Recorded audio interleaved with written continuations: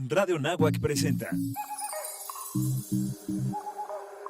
De empresario a empresario. De empresario a empresario. Con José Luis Sánchez de la Luz. Una manera inteligente de analizar los negocios. De empresario a empresario. De empresario a empresario. Hola, ¿qué tal amigos? Bienvenidos, qué gusto saludarles a De Empresario a Empresario. Yo soy José Luis Sánchez de la Luz. Me da mucho gusto saludarlo como todos los jueves desde la cabina de Radio Náhuac, siempre comentando los tópicos empresariales que usted como empresario necesita saber. Listo para informarles, les invito a que se quede con nosotros. Recuerde que estamos transmitiendo de manera simultánea a través del 1670 de AM en Radio Náhuac y en nuestro sitio digital www.radio.anahua.mx, o si lo prefiere, si no tiene oportunidad de ver o escuchar este programa en vivo, búsquenos en Spotify como De Empresario a Empresario, o suscríbase a nuestro nuevo canal de YouTube de la estación de Radio Náhuac. Por favor, accione la campanita para que usted esté informado y notificado cuando se suba este programa a YouTube. Así también pongo a su consideración las dos líneas de comunicación empresarial. Mándeme un mensaje de voz al WhatsApp al 55 38 79 56 10, o si lo prefiere, escríbame un correo a empresario@anahua.mx. Con mucho gusto agradecemos su preferencia. Así también permítame saludar y agradecer la atención de nuestra audiencia que se da a través de las redes sociales de Facebook, Twitter, LinkedIn, Instagram, a los grupos de WhatsApp. Nuevamente les reiteramos los canales de comunicación. Muchas gracias por sus comentarios y la retroalimentación que nos dan, que es muy importante para nosotros seguir generando contenido, información valiosa para que usted como empresario tenga esta información que le ayude, que sea esa propuesta de valor que nosotros podamos aportarle en su modelo de negocio. Y el día de hoy, permítanme darle nuevamente la bienvenida a la maestra Lérida Rodríguez Pastrana. Maestra Lérida, muchas gracias nuevamente por estar con nosotros en De Empresario a Empresario y Radio Náhuac. Al contrario, siempre un gusto poder hacer uso de este espacio. Un saludo a todos. Y el día de hoy, maestra Lérida, un tema que está bien en boga, que es la presentación de las declaraciones anuales, pero también la atención de multas. ¿Qué pasa si me llega una multa de la autoridad? ¿Qué hago? ¿Qué debo de hacer? Y antes de que empecemos la entrevista, permítame aportar algunos temas. Esta información que voy a compartir nos la provee el Sistema de Administración Tributaria. Reitero, este es un boletín que nos manda, que ya se publicó, y nos dice así, pues solamente voy a leer dos bullets muy importantes. Dice, el SAT informó que durante el 2021, por cada peso invertido en actos de fiscalización, recuperó 123 pesos. El SAT reveló que la implementación del programa de cumplimiento de obligaciones y del programa de caídas recaudatorias, así como la cobranza coactiva, permitieron ingresos adicionales por 133,412 millones de pesos. Es decir, cerca del 14% más que en 2020. Y esto nada más lo ponemos ahí como nota al calce, ¿verdad? Para que usted como empresario pues esté al pendiente de que estas circunstancias, de que a través de estos métodos de recaudación tributaria que tiene la autoridad, pues está alcanzando esos niveles de recaudación, y entonces es muy importante que usted cumpla en tiempo y forma. Pero ¿qué pasa, maestra Lérida, para comenzar la entrevista? Y ya se pasó el tiempo y yo no, y tengo una multa. ¿Qué hago, maestra Lérida? ¿Cómo atiendo una multa de la autoridad? Muchas gracias. Aquí es importante considerar que justamente esta facultad, digamos, que tienen las autoridades fiscales de sancionar, porque prácticamente es eso como un castigo, digamos así, por el incumplimiento, ya sea voluntario o incluso involuntario, ¿no? Porque hayamos incurrido en algún error, pero que de ello derive en que se haya generado como tal alguna irregularidad, ya sea así en la presentación de la declaración o justamente como tal en la omisión, digamos, en la presentación de la declaración. A lo mejor ahorita lo estoy acotando mucho a declaraciones, pero es importante considerar que dentro de la gama pues tan amplia que se tiene respecto de las conductas, digamos, que pueden tipificar alguna infracción y que en consecuencia darían lugar a la imposición de este tipo de sanciones económicas, pues podemos encontrar muchísimas. Es un abanico muy muy amplio realmente el catálogo como tal de infracciones. De hecho, hay un capítulo propiamente en el Código Fiscal de la Federación donde se establecen como tal todas estas posibles conductas que pudiera sancionar como tal la autoridad. Entonces, digamos, dentro de este rubro pudiéramos dividirlas en dos, ¿no? Las multas de fondo y las multas de forma. Las multas de fondo, identifiquémosla como que son aquellas que van vinculadas directamente con la falta de pago, con esa omisión de cubrir como tal la contribución. Y en su caso, las de forma pueden sí estar vinculadas propiamente con la omisión en la presentación de la declaración, con su presentación extemporánea, que ahorita vamos a platicar de eso, porque son multas que ahorita estamos viendo que pues pareciera que fue como de forma masiva la emisión de estas multas justamente por este tipo de incumplimiento en cuanto a la presentación oportuna de las declaraciones. Adicional a esto, por ejemplo, también las de forma pudieran estar vinculadas con avisos que no se presentaron, que no se están presentando en tiempo. Entonces, todas estas conductas, digamos como tal, las pudiéramos identificar en las multas de forma. Ahora, ¿qué pasa? Ya la autoridad se dio cuenta de algún tipo de conducta que posiblemente genere este tipo de sanción. Entonces, por regla general, me notifican previamente un requerimiento. Oye, ya detectamos que no has presentado la declaración de IVA del mes de enero de 2022. Entonces, por favor, preséntala en el plazo de 15 días. Ahí tendríamos que identificar en primer lugar, uno, porque son varios factores. ¿Tengo la obligación o no tengo la obligación de presentarla? Ojo, porque de repente nos vamos ahí directo con el requerimiento o con el temor ya de la multa y a lo mejor eran obligaciones que ni siquiera estaba yo sujeto como tal a su cumplimiento. Entonces identifico, ok, sí tenía yo esa obligación. ¿Está o no está cumplida? Porque también, me ha tocado ver casos en los que se impone como tal la sanción o incluso el requerimiento. Ahorita se acaban de emitir, de hecho, bastantes criterios jurisdiccionales vinculados con multa por parte de Prodecon por este tipo de situaciones. Entonces, ¿qué tal que yo ya había cumplido previo a que me notificaran el requerimiento? Es más, pude haber cumplido fuera de plazo, pero previo a la notificación del requerimiento, y entonces se da como tal la figura de la espontaneidad. Y al existir esa figura de la espontaneidad, digamos que me da un tipo de exención para la imposición de las multas. Entonces hay que ir revisando todos estos factores. Ahora, ya detecté, ¿sabes qué? Sí tenía yo la obligación y no he presentado como tal la obligación. Entonces, doy cumplimiento a ese requerimiento, pero ahorita vemos el escenario que les compartí hace un momento. ¿Qué pasa cuando me notifican el requerimiento y yo presento la declaración? Me dieron 15 días y la presenté el día 16 o la presenté el día 13, o sea, sí dentro de los 15, pero pagué a los 5 días porque la línea de pago de alguna manera me da una vigencia amplia.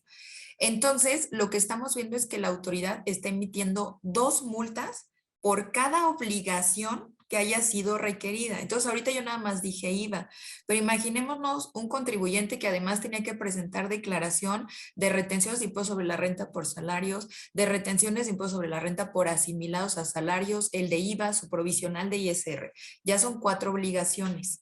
Entonces, por cada una de estas obligaciones, lo que hemos visto es que la autoridad fiscal está imponiendo 2 multas. Entonces ya no son 4, son 8 multas en total y van alrededor para este año de 15,000 pesos. Entonces, ahí para que de alguna manera podamos echarle cuentas, exactamente están siendo muy elevadas. ¿Cómo está imponiendo estas sanciones la autoridad? ¿En qué lo sustenta? Uno, en que no se presenta como tal la declaración dentro del plazo de 15 días a que hace referencia el requerimiento. Pero no basta eso, o sea, porque estamos hablando del supuesto, incluso ya está presentada la declaración. También impone una sanción por presentar la declaración fuera de los plazos legales. Entonces, ya a mi juicio se está viendo un exceso justamente en este uso de alguna manera de la sanción como tal económica. Sí es un castigo, sí es una atribución que tiene la autoridad para de alguna manera desincentivar las prácticas que generan algún incumplimiento, pero tampoco se trata de prácticamente dejar pues ya en la ruina al contribuyente, ¿no? Entonces, ya estamos frente a este escenario de este tipo de sanciones.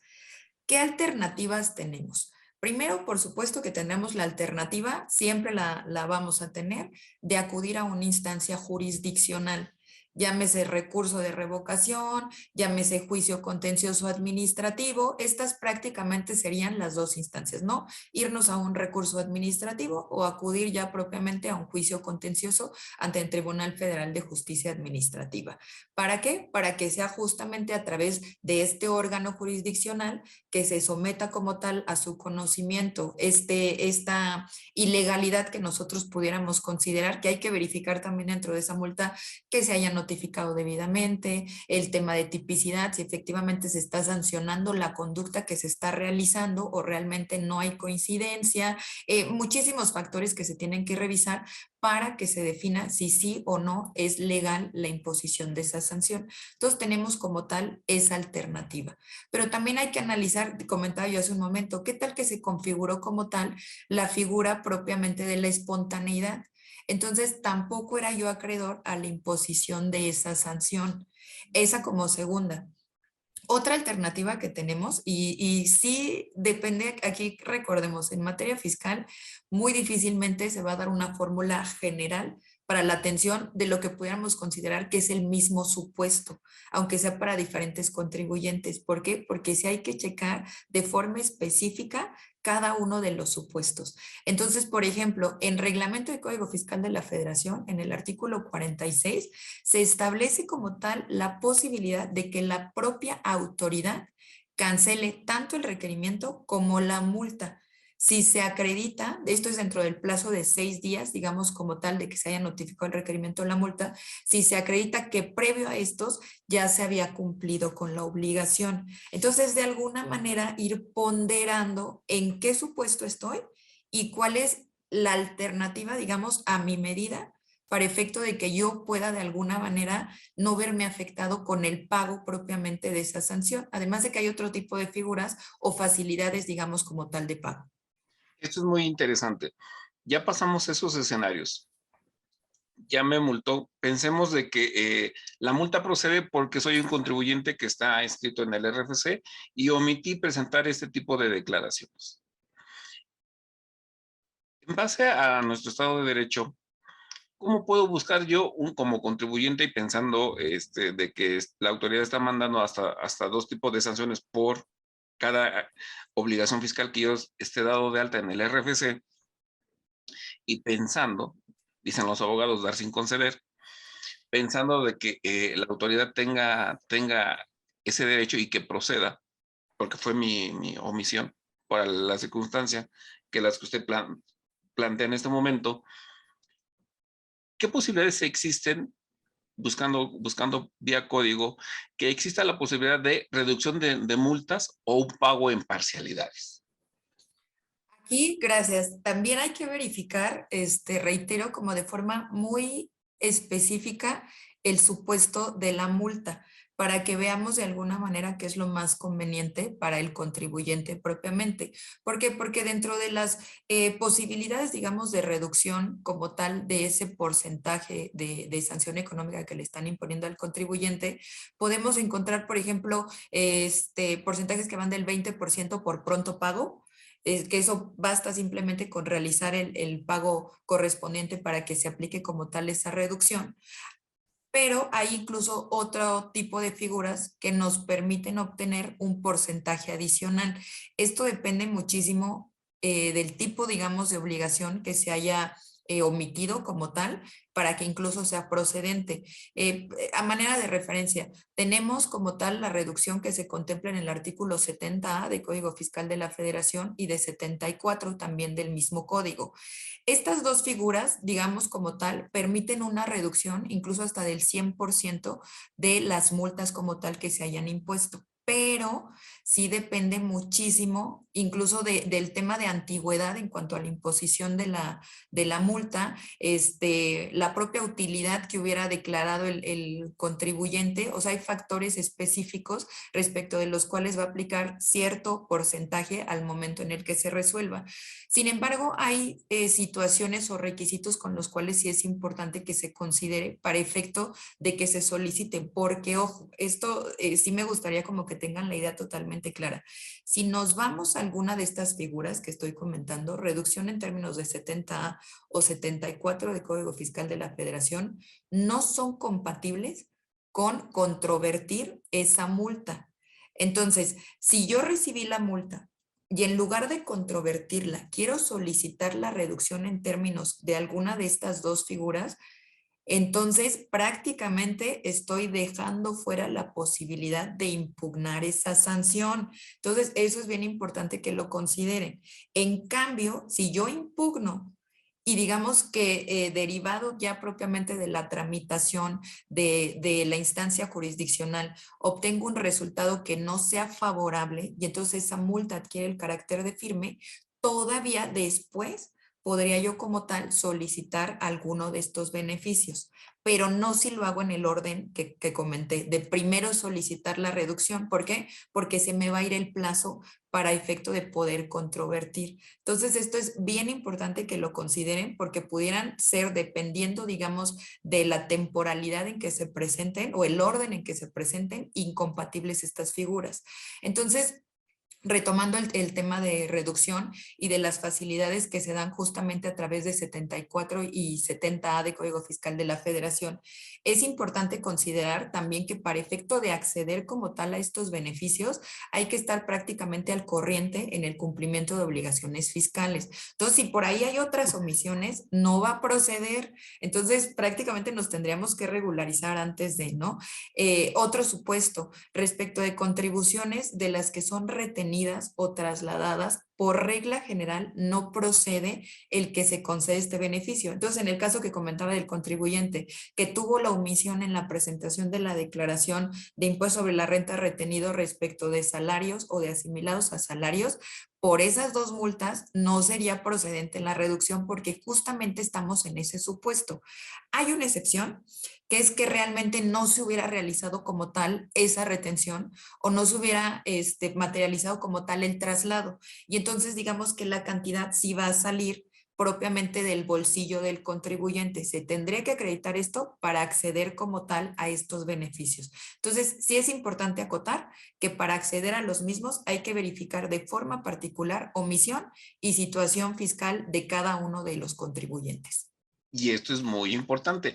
Como ve usted, el programa está subiendo de interés, de qué importancia es tener del lado de nuestro negocio a un abogado, a un maestro en Derecho Fiscal. Por eso invitamos a nuestra invitada, a nuestra amiga, la maestra Lérida Rodríguez Pastrana, para seguir platicando de atención de multas. Permítanme hacer una pausa, estimado auditorio. Recuerde que estamos transmitiendo en vivo a través del 1670 de AM en Radio Anáhuac. Eleva tus sentidos y también los invitamos a que nos visiten en nuestro sitio digital www.radio.anahua.mx. Yo soy José Luis Sánchez. Vamos a hacer una pequeña pausa y regresamos. Listos, amigos, pues ya estamos de regreso aquí en De Empresario a Empresario, platicando hoy día con nuestra invitada, nuestra amiga, la maestra Lérida Rodríguez Pastrana, hablando de atención de multas. Estimada maestra Lérida, terminábamos el primer bloque con un tema bien importante y controversial, que es digno de que lo retomemos, hagamos una conclusión en este segundo bloque. Entonces, es muy importante para el auditorio, para el empresario, para los ejecutivos, para los señores que aportan su dinero en su modelo de negocio, que antes de pensar en una reducción de multa o pago en parcialidades, sopesen recurso de revocación, reducción de multas. Exactamente, eso que acabas de comentar es bien, bien, bien importante. O sea, no nos vayamos, creo que muchas veces por la preocupación, ¿no? Y también me queda claro que hay muchos contribuyentes que son cumplidos y que de alguna manera buscan evitarse complicaciones con la autoridad. Sin embargo, bien comentabas tú hace un momento. O sea, nosotros vivimos al final del día en un estado de derecho y eso que implica que también nuestras autoridades, incluso en la imposición de este tipo de sanciones, están de alguna manera obligadas, por supuesto, a atender el marco legal correspondiente. Entonces, aquí la realidad, porque yo sé que puede ser complicado para un empresario a lo mejor que no tenga conocimiento en materia fiscal, sabe por supuesto la totalidad de cómo es el manejo en la operación de su empresa, pero el tema tributario puede ser un tanto complejo. Entonces, este tipo, digamos, de situaciones en las que un abogado es quien en todo caso puede identificar si una multa tiene el soporte legal correspondiente para que la autoridad pueda llegar ya al punto de ejercer su cobro o se puede como tal agotar una instancia jurisdiccional. Entonces, la recomendación es acercarse a un asesor realmente para que pueda identificar justamente esas particularidades, porque reitero, es bien importante, si nos vamos con la idea de no, ya mejor voy a pagar y que me apliquen alguna reducción, de hecho, pues ha tenido incluso resultados desfavorables, ¿eh? Con el tema de solicitar la reducción. ¿Por qué? Porque a lo mejor no se tenía alguno de los requisitos o eran reincidentes. No lo comenté hace un momento, pero si hay reincidencia, si ya nos habían aplicado otras sanciones por la misma incumplimiento, digamos, en cuanto a la obligación, se considera reincidente. Y entonces, ¿qué pasa? Que al momento en el que resuelve la autoridad, y consideremos que la autoridad tiene un plazo, digamos, máximo de 3 meses para efecto de resolver, y nos resuelven en sentido negativo. Y entonces ya perdimos la oportunidad de la instancia jurisdiccional y tampoco nos beneficiamos en todo caso de la reducción. Y ahí sí, este contribuyente está en una situación todavía más complicada porque ahora ¿qué hay que hacer? Controvertir la resolución de la reducción y si no hay los elementos va a tener que pagar todo. Entonces, sí es bien importante en este tipo de casos contar con un asesor para efecto de que se puedan identificar justamente las alternativas, pero las efectivas como tal para atender pues esta contingencia que se le genera a un contribuyente ante la imposición pues ya de multas pues cuantiosísimas. No, no, cuantiosos, imagínate, yo me quedé preocupado porque bien lo referías. Pensemos que una pyme regularmente tiene en su catálogo, reitero una vez más lo que hemos manejado a lo largo de esta serie de programas cuando tocamos el tema fiscal. No hay fórmula general, cada contribuyente es un caso particular, es diferente la persona física con actividad empresarial que una persona moral. Pero pensemos, como bien lo estaba comentando la maestra Leida, estoy dado de alta por retención de asimilados, por el IVA, el ICR propio y las otras retenciones que soy sujeto. Y si me están llegando 2 notificaciones o me llegan 2 posibles multas, imagínense usted, empresario, es bueno tener dentro de su equipo de trabajo, dentro de su capital humano, pues el grupo de personas que siempre lo comentamos aquí en de empresario a empresario. Y estoy nuevamente con una maestra en Derecho Fiscal. Corrígeme si me equivoco. ¿No es un tema muy común esta frase entre abogados, que el desconocimiento de la ley no te exime de su cumplimiento? Exactamente, es un principio general de derecho y eso es bien importante que lo consideremos porque muchas de las problemáticas que se generan o contingencias, porque realmente ya se vuelven contingencias en materia fiscal, derivan justamente del desconocimiento o de prácticamente dejar también como completamente de lado el verificar cuáles son mis obligaciones fiscales, si estoy cumpliendo debidamente con ellas, porque yo la verdad es que cuando lo platico, de repente siento que es como casi, no quiero hablar de ese tema, no quiero verlo y a lo mejor si no lo veo, si no me realmente incluyo a estudiarlo, pues el SAT no me va a ver, eso no pasa, exactamente. Entonces sí es bien importante, veía yo apenas, disculpen la bibliografía, ¿va? Veía yo apenas un meme en el que decía, oye, el SAT te dice que ya no vas a necesitar contador para cumplir con tus obligaciones fiscales. No, la realidad es que necesitas contador, abogado, psicólogo, ya realmente para estar de alguna manera cumpliendo y en calma con tus obligaciones fiscales. Y por eso esta serie de programas y una alternativa a los empresarios de empresario Radonau a la maestra Lérida, pues ahí está reitero, nuestra propuesta de valor para estar al pendiente de estos programas, de estos podcasts del canal de YouTube, del 1670DM, del www.radio.anagua.mx.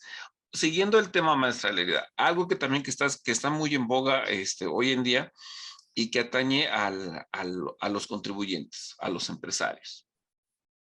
Las cartas de invitación del SAT. ¿Qué pasa? ¿Cómo debo de atender una carta de invitación de la autoridad una vez que yo la recibo? ¿Qué debo de hacer? ¿Cómo la atiendo? ¿Cuánto tiempo tengo para contestarla? Fíjate que esta figura, digamos así, de las cartas invitación, la verdad es que de alguna manera en cuanto a su regulación no ha habido como total claridad. En las recientes reformas que hubo al artículo 33 es donde de alguna manera se pudiera sustentar, si no mal recuerdo en la fracción tercera, que se involucra como tal el que las autoridades fiscales puedan realizar invitaciones, digamos como tal, a los contribuyentes vinculadas de alguna manera a que se dé un debido cumplimiento a sus obligaciones fiscales. Sin embargo, las cartas de invitación, lo cierto es que también lo vemos en una gama muy amplia de situaciones, que van desde el punto de, oye, efectivamente, te invito a que presentes tu declaración porque ya detecté que no la has presentado, pero hay otras incluso como más de fondo, ¿no? Que, oye, te invito a que me aclares qué es lo que está pasando con tus ingresos, porque yo veo que lo que declaraste no corresponde realmente con lo que facturaste. Entonces, ahí no hay una consistencia, considero que hay una irregularidad, contribuyente, aclárame. Y hay otro tipo de cartas de invitación vinculadas, por ejemplo, con el artículo 69b del Código Fiscal de la Federación, donde a los contribuyentes que le dieron el efecto fiscal, ya una vez que el proveedor está en el listado definitivo, que se considera que emitió como tal comprobantes fiscales que amparan operaciones inexistentes o simuladas, entonces ahora al contribuyente, digamos que adquirió esos comprobantes o que les dio como tal el efecto fiscal, tiene un plazo para efecto de desvirtuar como tal, o más bien acreditar que sí se realizó la operación. ¿Qué pasa si no acude dentro del plazo correspondiente? Entonces veíamos que la autoridad hacía llegar justamente este tipo de cartas de invitación, que la carta de invitación no iba en el sentido de acredita que realizaste la operación, la carta de invitación en el sentido de, ¿sabes qué? Elimina el efecto fiscal y págame. Entonces, hay que saber identificar el tipo de carta de invitación que nos está llegando. ¿Por qué? Porque si no lo hacemos, a lo mejor podemos obviar su atención. Y aquí lo comento porque me ha tocado, creo que de alguna manera, y uno se vuelve pues ya como muy preocupón cuando ves todas las consecuencias que se pueden generar ante la omisión de la atención de una carta de invitación, porque no confundamos, o sea, legalmente como tal, no hay una consecuencia directa inmediata por la no atención de una carta de invitación. Es decir, no vamos a ver una multa en la que se señale que nos están imponiendo justamente esa sanción económica por no haber atendido X carta de invitación. Eso no lo vamos a ver. Pero esa carta de invitación de alguna manera nos debe de encender a nosotros un poquito de alerta de decir, a ver, a la autoridad fiscal algo no le está entendiendo o no está viendo bien de mi situación fiscal.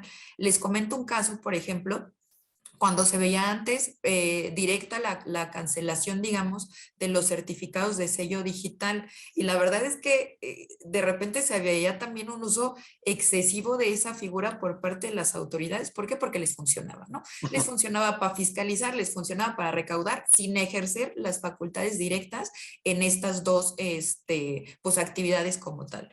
Entonces, previamente como estaba, se podía hacer esa cancelación de forma directa y pues ya después tenías que aclarar, ¿no? En este caso era un contribuyente que tenía un estacionamiento público en copropiedad. Entonces, lo primero que recibió fue justamente una carta de invitación donde le dijeron, oye, ¿sabes qué? Que no me está haciendo match lo que tú me estás declarando con lo que estás facturando. ¿Por qué? Porque el contribuyente era el representante de la copropiedad. Entonces, si bien digamos que la factura la emitía por la totalidad del ingreso a lo mejor, lo cierto es que ya al momento de presentar su declaración, pues únicamente la presentaba por la parte que a él le correspondía de esos ingresos y ya los demás copropietarios presentaban también sus declaraciones. Él lo dio por sentado y dijo, no está mal. O sea, justamente esta explicación pues es porque no van a cuadrar como tal los comprobantes con las declaraciones. Pero si la autoridad ve el anual, pues ahí va a ver total congruencia, ¿no? Sin embargo, pues la autoridad no vio el anual, mandó la carta de invitación y este contribuyente no la atendió. Y entonces, ¿qué pasó? Que le cancelaron en su momento su certificado de sello digital. Y pues con operaciones prácticamente de tener que estar facturando diario, pues era un gran problema para este contribuyente, exactamente.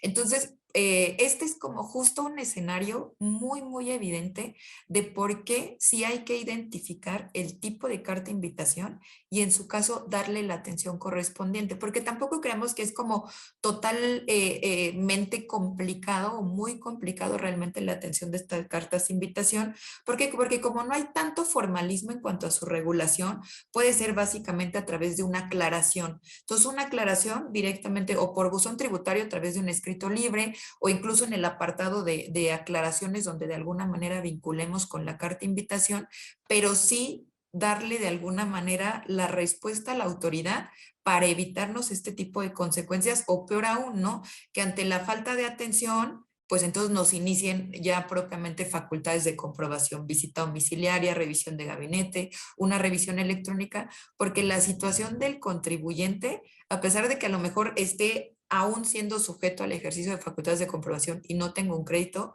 es totalmente distinta a cuando nada más recibes una carta de invitación. ¿Por qué? Porque no tienes ya al auditor ahí en tu domicilio o requiriéndote información. Entonces sí es importante, reitero, el tener un asesor para que podamos identificar el tipo de carta de invitación, si es necesario atenderla, si a lo mejor no es necesario atenderla y de qué forma se debe de atender.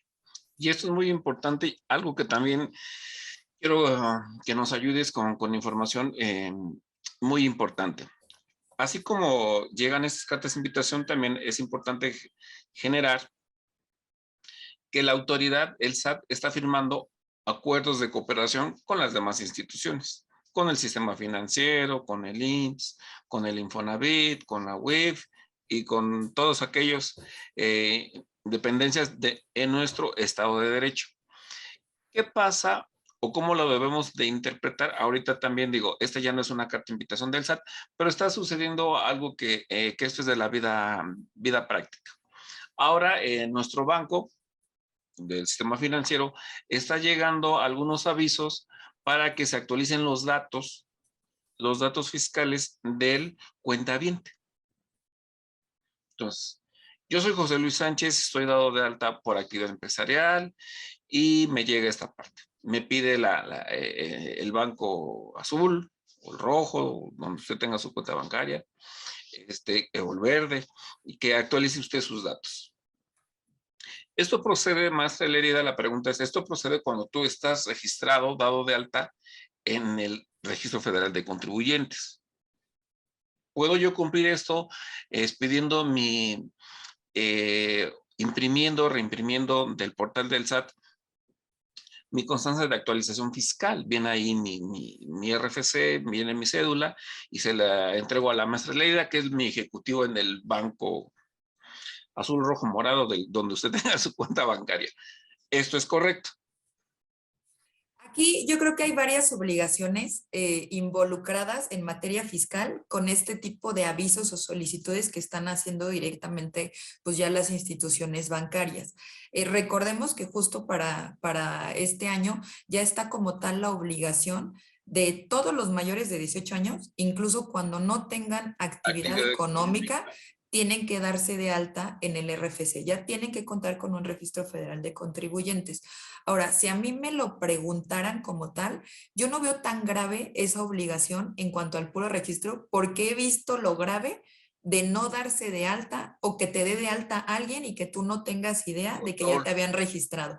Exactamente, por el tema de robo de identidad, por el uso indebido de nuestros datos. Entonces, no hay como tener certeza nosotros directamente de acudir, darnos de alta y decir, ok, ya estas son mis datos fiscales. En todo caso, si en ese momento tramitamos la e-firma, pues ya también contar nosotros y hacer el resguardo correspondiente de esta información electrónica.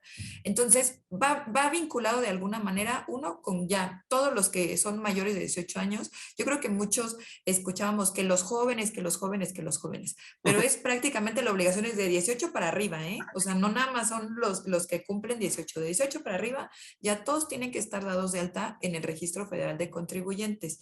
Ojo, esto no implica que si yo no tengo una actividad económica, ya me va a generar obligaciones como las que estamos ahorita platicando, porque imagínate el susto, a lo mejor para alguien que no tenga una actividad económica, que digan, me están diciendo que me tengo que ir a registrar con todas estas consecuencias que están platicando. No, porque se puede registrar uno sin actividad económica, pero esto también puede estar vinculado justamente con la comunicación que hay con los bancos. Entonces, de ahí es que viene como tal este tipo de solicitudes por parte de los bancos. Ellos tienen que informar de los depósitos superiores a 15,000 pesos y además ya todos los mayores de 18 años tienen que estar dados de alta en el Registro Federal de Contribuyentes. Entonces, posiblemente por ahí venga el vínculo como tal de esta información que piden los bancos. Y con esta información, estimado auditorio, permítame hacer nuestra segunda pausa del programa, recordándoles que hoy día estamos platicando de atención de multas con nuestra invitada, la maestra Lérida Rodríguez Pastrana. Recuerde que estamos transmitiendo a través del 1670 DM en Radio Anáhuac, invitándolos a que visiten nuestro sitio digital www.radio.anáhuac.mx. Yo soy José Luis Sánchez de la Luz. Vamos a dar un pequeño corte y regresamos. Listo, amigos, ya estamos de regreso en este tercer bloque de Empresario platicando hoy día con nuestra invitada, la maestra Lérida Rodríguez Pastrana, de atención de multas del SAT. Maestra Lérida, nos quedábamos en el segundo bloque con esa excelente exposición de motivos de qué hacer en el tema de la actualización de datos del contribuyente con el sistema financiero. Pero hay otro, se está dando, que también es un caso de la vida real que está sucediendo. ¿Qué hacer cuando nos llegue ese mismo aviso que nos manda el banco donde tenemos nuestra cuenta de ahorros y las señoras son amas de casa? La maestra Lérida es ama de casa, nunca ha trabajado, es ama de casa, ahí le depositan sus hijos, el esposo, para que pague los servicios de la casa. Y le llega esta actualización de datos o solicitud de actualización de datos fiscal que le hace vía nuestra reforma fiscal. ¿Cómo deben de proceder las amas de casa que nunca han trabajado, que toda la vida han atendido al hogar? ¿Qué hacer con esta invitación del sistema financiero? Aquí, en primer lugar, hay que considerar que independientemente de la actividad o no actividad económica que se tenga, hay que cumplir con darse de alta en el Registro Federal de Contribuyentes. Entonces, en esta situación, a pesar de no tener como tal una actividad económica, sí hay que estar registrado como tal. Entonces, ya contaríamos, en este caso, pues con la clave como tal del RFC, domicilio fiscal, etcétera. Pero sin actividad. siempre hay que verificar exactamente que vaya sin actividad económica. Entonces, digamos que sería una situación de alguna manera sencilla de atender, siempre y cuando haya citas, pero sería de alguna manera sencilla de atender.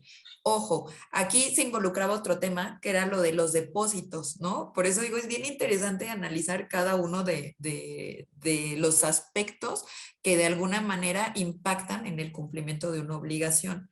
Y es entonces, que eso nos lleva una cosa con otra, ¿no? Exactamente, exactamente, porque a lo mejor es, pues tengo una cuenta, no sé, alguna inversión con una cantidad así, pero no me depositan. Ok, esa es una situación distinta, pero aquí estamos hablando del supuesto de que esta persona recibe depósitos y consideremos que sean depósitos en efectivo. Además, ya el sistema financiero tiene la obligación de dar esta información de forma mensual al Servicio de Administración Tributaria. Entonces, ojo. Si no estoy dado de alta y me están reportando además con que tengo depósitos, son focos rojos para la autoridad. De hecho, este escenario de personas que no tenían actividad económica, que no estaban dados de alta en el Registro Federal de Contribuyentes, que no presentaban declaraciones y que tenían depósitos, ya hubo en años anteriores, les pudiera yo decir, yo creo que como desde 2016, 17 me tocó ver muchas cartas de invitación precisamente a este grupo de personas, y no nada más amas de casa, jóvenes que tampoco tenían una actividad económica, pero que tenían cuentas de ahorro donde a lo mejor sus padres les hacían depósitos para el pago de colegiatura o algunos que estudiaban fuera también pues para sus gastos, y entonces el SAT les mandaba esta carta de invitación donde justo les decía eso: oye, ya vi que no estás dado de alta en el RFC, que tienes depósitos en efectivo, no has presentado declaraciones, indícame cuál es el origen de esa cantidad. Y no nada más eso, sino que también te venía ya una propuesta de pago, ¿no? Donde decían, bueno, si consideras, digamos de alguna manera, que me tenías que haber pagado impuesto sobre la renta, me lo puedes pagar en una exhibición en tal monto, o me puedes dar, si no mal recuerdo, hasta 6 meses les daban en tales cantidades. Con que alguien de estas personas en esta situación en específico, que realmente por esas cantidades son montos que se consideran ingresos exentos. ¿Por qué? Porque al final del día son gastos, digamos, familiares, entre familiares, disculpen que repita la palabra, pero entre familiares en línea recta. Entonces, en consecuencia, son ingresos exentos, es decir, no pagan impuestos sobre la renta. ¿Qué es lo que se tenía que hacer ahí? Presentar una aclaración, informar en todo caso, y con eso quedaba de alguna manera subsanado el problema. Pero si alguien se iba con el tema de no, yo mejor pago, y realizaba el pago, digamos, incluso de una de esas 6 parcialidades, la consecuencia que se preveía en miscelánea es, ¿sabes qué? Se considera una autodeterminación. Y entonces, ¿eso qué implica? Que ya tienes un crédito fiscal. Exactamente. Entonces, sí es bien importante analizar la situación en específico. Para las amas de casa, la recomendación sí sería, se pueden dar de alta en el Registro Federal de Contribuyentes sin actividad económica. Sin actividad económica, esa sería básicamente el supuesto nada más a considerar al momento de realizar el trámite. Como lo que está pasando con los jóvenes de 18 años. Exactamente, exactamente. Pero pensando de que te hacen depósitos menores de 15,000 pesos. Y aunque fueran mayores, siempre y cuando tengan un origen, digamos, que no esté involucrado con que realmente se consideren ingresos gravables. O sea, si a esta persona, el esposo y los hijos le depositan cantidades superiores a 15,000 pesos, no hay problema porque no derivan de una actividad económica que forzosamente le genere obligaciones como tales de presentación de declaraciones. ¿Cuál sí va a ser el riesgo? Que en un momento dado, pues la autoridad diga, ok, sí estás dado de alta, pero no me presentas declaraciones, ¿cuál es el origen? Entonces, lo cierto es que los depósitos en efectivo no son recomendables para ninguna operación. O sea, sí tendríamos que tener un soporte muy documentado del origen cuando se trata de depósitos en efectivo. Digo, en este tipo de situaciones y ya con el uso tanto de pues alternativas o medios electrónicos y digitales, pues mejor una transferencia donde es muy fácil hacer el rastreo como tal de la cuenta origen a la cuenta, digamos, como tal de destino. Entonces, no pasaría nada siempre y cuando el ingreso como tal realmente no derive de algún supuesto, digamos, que sí genere como tal obligaciones tributarias. Perfecto. Hecha la aclaración, este es un tema muy, muy importante porque está pasando casos de la vida real, están llegando estas solicitudes de información por parte del sistema financiero, válido, porque la reforma fiscal a ellos como sistema financiero, pues los obliga, ¿verdad? A recabar, Exacto. los obliga a recabar nuestra información. Pero aclarado el punto, muy bien. Ahora, ¿qué pasa, maestra Lérida, si soy empresario, soy el representante legal, la maestra Lérida ahora es mi contadora, va a presentar mi declaración anual y el último día para presentar la misma, pues el portal está fallando? Es el problema de cada año. Sí. Y ahorita que estamos a 28 para personas morales, yo creo que justamente sería una duda bien importante porque lo que hemos visto es que efectivamente se satura el sistema y entonces empieza a replicar en muchísimas fallas. No, si les contara la verdad los casos que he visto, o sea, de declaraciones que se quisieron presentar a las 11:30 del último día, y entonces entre un intento y otro termina presentándose con el acuse de los 5 minutos del día siguiente. Y entonces en consecuencia, pues, ¿qué pasa? Que ya se tiene como no presentada en tiempo.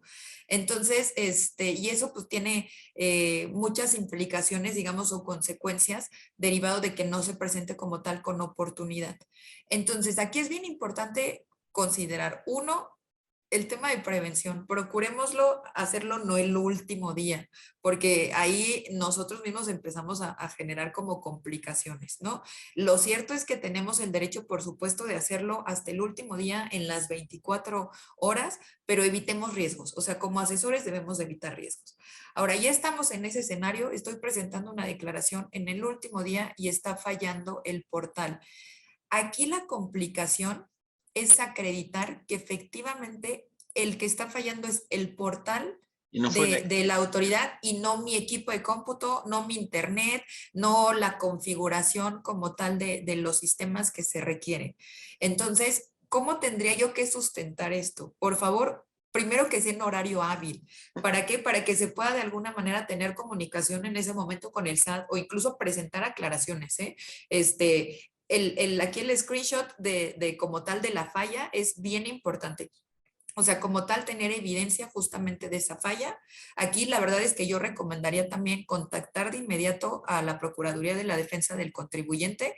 ¿Por qué? Porque de ser necesario incluso podemos acudir a las oficinas a confirmar que realmente pues era un fallo del sistema de el la portal. autoridad y no un fallo de mi equipo de cómputo.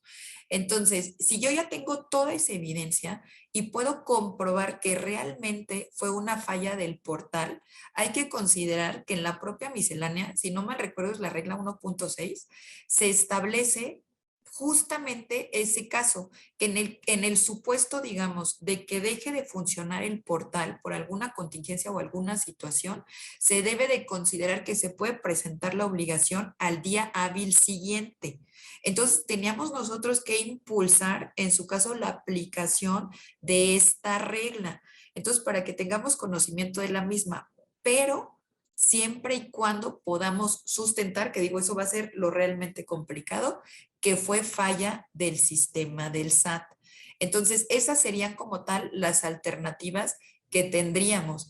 Les puedo comentar de un asunto, tal vez no sería aplicable a este caso, no lo estoy recomendando, por favor, pero ya son como medidas a lo mejor, pues ya extremas exactamente para cumplir con la obligación. En alguna ocasión nos tocó con un contribuyente que no tenía firma electrónica, era una persona física, no tenía firma electrónica y quería solicitar una devolución. Sin embargo, ya estaba prácticamente en el día 28, 29 de abril para presentar declaración y era una devolución que correspondía a un periodo de 5 años anterior. Entonces, si no la solicitaba en ese mes, se iba a configurar, en todo caso, la prescripción del derecho a obtener esa devolución y ya no iba a poder solicitarlo. Entonces, no tenía firma y no había citas. ¿Qué Como se ahora. hizo? Se acreditó exactamente que no tenía firma, que no, que estaba saturado prácticamente el calendario de citas, y entonces a través de escrito libre se solicitó como tal la devolución en un caso de aclaración.